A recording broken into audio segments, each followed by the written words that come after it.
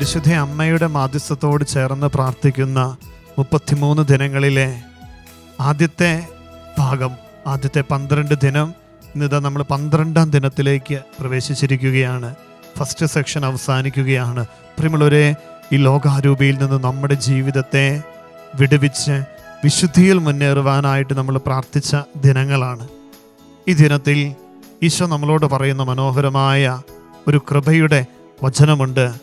ദൈവസന്നിധിയിലേക്ക് നീ തിരിച്ചു വരണം. നിനക്ക് ആദ്യമുണ്ടായിരുന്ന സ്നേഹത്തിലേക്ക് തിരിച്ചു വരണം. വെളിപാട് 2-ാം അധ്യായത്തിൻ്റെ 4-ാം തിരുവചനം. എങ്കിലും നിനക്കെതിരെ എനിക്കൊന്ന് പറയാനുണ്ട്. നിനക്ക് ആദ്യമുണ്ടായിരുന്ന സ്നേഹം നഷ്ടമായിരിക്കുന്നു, കൈവിടിഞ്ഞിരിക്കുന്നു. അതെവിടെ നിന്നാണ് നഷ്ടപ്പെട്ടതെന്ന് തിരിച്ചറിഞ്ഞ് ആദ്യ സ്നേഹത്തിലേക്ക് മടങ്ങി വരുവാൻ. പ്രിയമുള്ളവരെ, നമ്മുടെ ഈ ആത്മീയ ജീവിതത്തിൽ സംഭവിക്കുന്ന ഒരു കാര്യമാണ് പ്രാർത്ഥനയിലും ആധ്യാത്മിക കാര്യങ്ങളിലുമുള്ള ഒരു അലംഭാവം.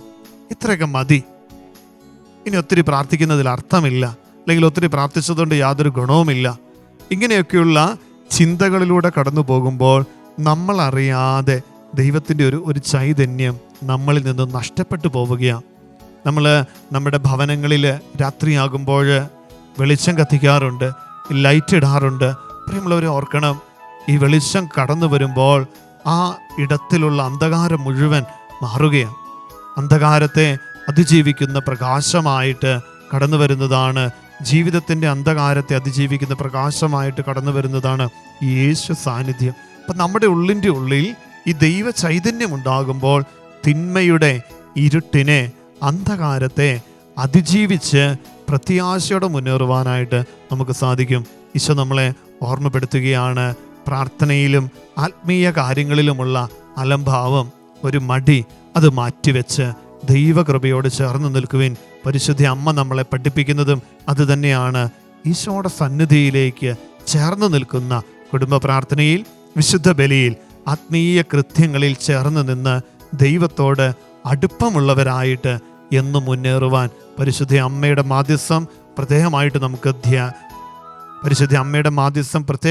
നമുക്ക് യാചിക്കാം, നമുക്ക് പ്രാർത്ഥിക്കാം.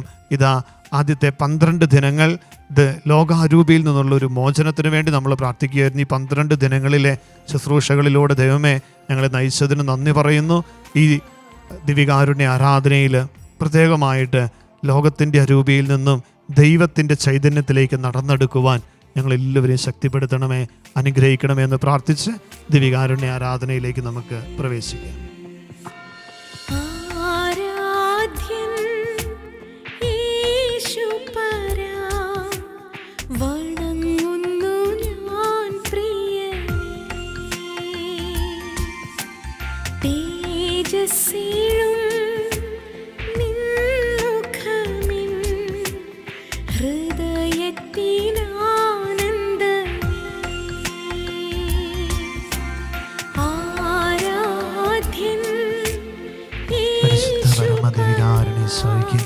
എന്നേരവും ആരാധനയും സ്തുതിയും പുകഴ്ചയും ഉണ്ടായിരിക്കട്ടെ.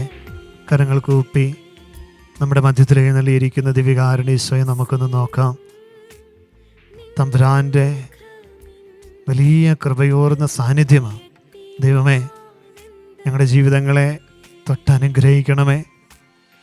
വിമല ഹൃദയ പ്രതിഷ്ഠയ്ക്കായിട്ട് പരിശുദ്ധ അമ്മയോട് ചേർന്ന് പ്രാർത്ഥിച്ച് ദിവികാരുണ്യ സന്നിധിയിൽ നിന്ന് കൃപകളും അനുഗ്രഹങ്ങളും യാചിക്കുന്ന ഈ ദിവസങ്ങളിൽ ഇതാ പ്രിയമുള്ളവരെ, ആദ്യത്തെ ഘട്ടത്തിൻ്റെ 12ാം ദിനം, ആദ്യത്തെ ഘട്ടം 12 ദിനങ്ങൾ, 12ാം ദിനത്തിൽ നമ്മൾ എത്തി നിൽക്കുമ്പോൾ ഇതാ ഈ ദിനങ്ങളിലൂടെ എല്ലാം നമ്മുടെ വ്യക്തി ജീവിതത്തെ വിശുദ്ധീകരിക്കുവാൻ, ലോകാരൂപിയിൽ നിന്ന്, തിന്മയുടെ ബന്ധനങ്ങളിൽ നിന്ന് വിടുതൽ പ്രാപിക്കുവാൻ ആഗ്രഹിച്ച് നമ്മൾ പ്രാർത്ഥിക്കുകയായിരുന്നു. പരിശുദ്ധാത്മാവിൻ്റെ വലിയൊരു ചൈതന്യത്തിൻ്റെ സ്വീകരണത്തിനായിട്ട് നമ്മൾ ഒരുങ്ങുകയായിരുന്നു. കർത്താവേ, ഞങ്ങളുടെ ജീവിതത്തിൽ പലപ്പോഴും പ്രാർത്ഥിക്കണമെന്ന് ആഗ്രഹമുണ്ട്, പക്ഷേ ആത്മീയ കാര്യങ്ങളോടൊക്കെ ഒരു മടുപ്പ്, ഒരു മന്ദത, ഒരു താല്പര്യക്കുറവ്, ഇത്രയൊക്കെ മതി എന്നൊക്കെയുള്ള ചില ചിന്തകൾ കടന്നു വരാറുണ്ട്. ചിലപ്പോഴെങ്കിലും ഈശോയെ, ഇങ്ങനെയൊക്കെ പ്രാർത്ഥിച്ചിട്ടും യാതൊരു ഫലവുമില്ലല്ലോ എന്നൊക്കെയുള്ള ചില നിരാശയുടെ ചിന്തകൾ ഞങ്ങളുടെ മനസ്സിൽ കടന്നു വരാറുണ്ട്. ഈശോയെ, ഞങ്ങളുടെ മനസ്സിൻ്റെ, ഹൃദയത്തിൻ്റെ വിചാരങ്ങളാണിതെല്ലാം. നിന്റെ സന്നിധിയിലേക്ക് ചേർത്ത് വയ്ക്കും. ഞങ്ങളുടെ ജീവിതങ്ങളെ അറിയുന്ന കർത്താവേ, പലപ്പോഴും ഞങ്ങളിലുള്ള ഈ ഒരു ലോകാരോപിയുടെ ഒരു മേഖല ഞങ്ങൾ സമർപ്പിക്കുകയാണ്. ഈശോയുടെ സന്നിധിയിൽ ഒന്ന് പ്രാർത്ഥിച്ച് പ്രിയമുള്ളവരെ, ദിവികാരുണ്യ നോക്കിക്കേ, ഇത് പ്രാർത്ഥിക്കുവാനായിട്ടുള്ളൊരു മടി, കുടുംബ പ്രാർത്ഥനയിൽ ഒരു തീഷ്ണതയില്ലായ്മ, വിശുദ്ധ ബലിയിൽ പങ്കെടുക്കുവാൻ ഒരു താല്പര്യക്കുറവ്, അനുദിന ഭക്തകൃത്യങ്ങളോടൊരു അകൽച്ച, ആവർത്തന വിരസത കൊണ്ട് വരുന്ന ഒരു അകൽച്ച കർത്താവെ ഞങ്ങളുടെ ജീവിതത്തിൽ ഞങ്ങൾ അറിയാതെ കടന്നു വന്നിട്ടുണ്ട്. ഈ ഒരു അവസ്ഥയിൽ നിന്ന് ഞങ്ങൾക്ക് പൂർണ്ണമായി വിടുതൽ നൽകണമേ, മോചനം നൽകണമേ. ഉണർവോടെ, ഇരട്ടി കരുത്തോടെ, ശക്തിയോടെ പ്രാർത്ഥനയിൽ മുന്നേറുവാൻ ദിവികാരുണ്യ ഈശോയെ ഞങ്ങളെല്ലാവരെയും അനുഗ്രഹിക്കണമേ. പാപത്തിൻ്റെ മാർഗങ്ങളെ തിരിച്ചറിഞ്ഞ് ഉപേക്ഷിക്കുവാൻ നിനക്ക് ആദ്യമുണ്ടായിരുന്ന സ്നേഹം, ആ ഒരു കൃപയിലേക്ക് നടന്നെടുക്കുവാൻ ദിവികാരുണ്യനാഥ ഞങ്ങളെ അനുഗ്രഹിക്കണമേ. കരങ്ങൾ കൂപ്പി നമ്മുടെ പ്രാർത്ഥനകളെ, നിയോഗങ്ങളെ ഈ തിരുവൽധാരയിലേക്ക് ചേർത്ത് വയ്ക്കാം. ഇന്നത്തെ നമ്മുടെ ജീവിത ഉദ്യമ മേഖലയിൽ ഇത് ദിവികാരുണ്യ ഈശോയുടെ ഒരു ആശീർവാദം. പ്രിയമുള്ളവരെ, ഈശോ നമ്മളെ ആശീർവദിച്ചാൽ നമ്മുടെ എല്ലാ ഉദ്യമ മേഖലകൾ, യാത്രകൾ അനുഗ്രഹിക്കപ്പെടും. കർത്താവെ, പ്രാർത്ഥന ചോദിച്ച് എല്ലാവരും സമർപ്പിക്കുന്നു.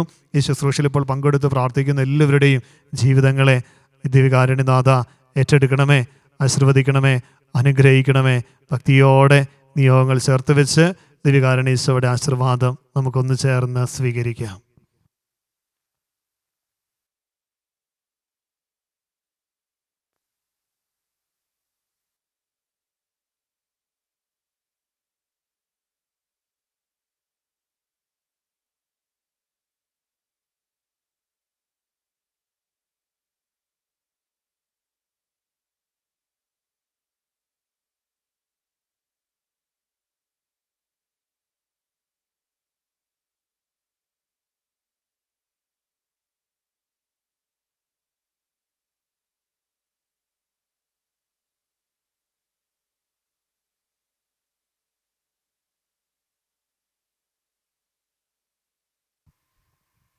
പരിശുദ്ധ പരമദിവികാരുണ്യ ഈശോയ്ക്ക് നേരം ആരാധനയും സ്തുതിയും പുകഴ്ചയും ഉണ്ടായിരിക്കട്ടെ.